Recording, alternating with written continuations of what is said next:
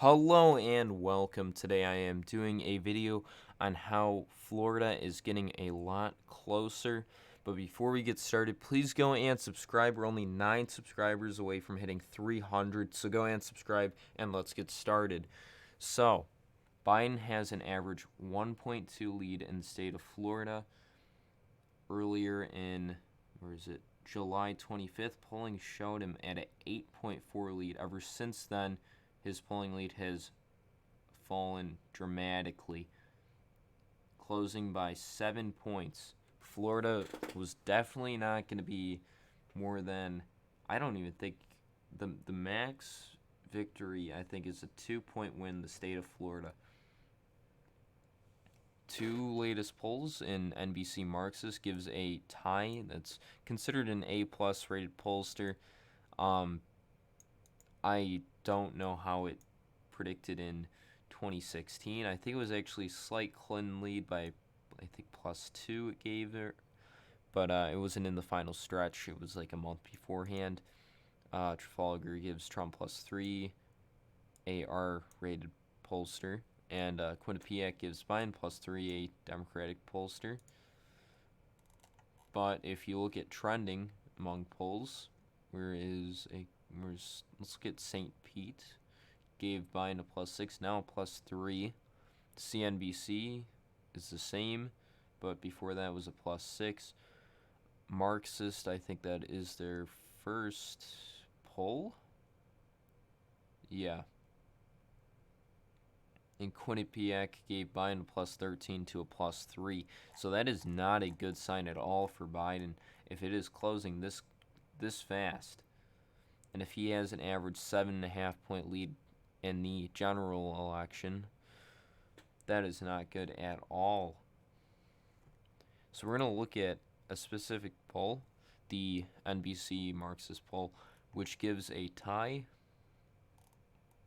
And the biggest change in the state is among Latinos and among seniors.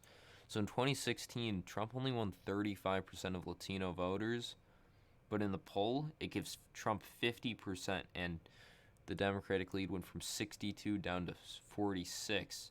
That is a huge shift.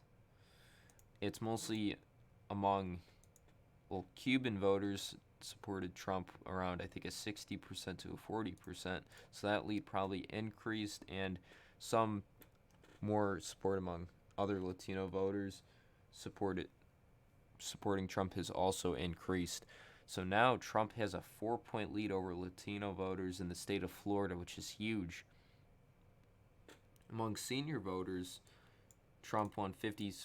Why is it now gray light highlight there? 57% in 2016 to 40% to Clinton. But now Biden has a 1-point lead over Trump with 49% to 48%. These are some very odd shifts going on.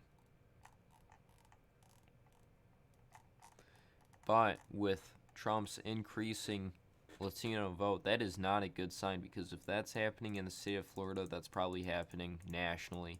And in the latest Fox News poll, it gave Trump almost 40%, I think, in Latino support. That is a 11-point shift, but it did give Biden a slight more support among senior voters, which isn't good for Trump, but is good for Biden's campaign.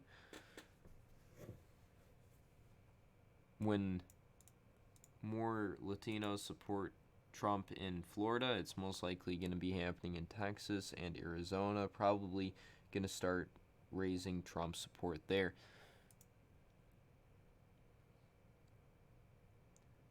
I do believe at the moment Trump does have a slight edge in the state of Florida. If this continues among his support with Latino support, and if he's able to hold this gap among senior voters or increase his support among senior voters, he is definitely going to win the state. Thank you for watching. Please go subscribe, like the video, as well as hit the notification bell.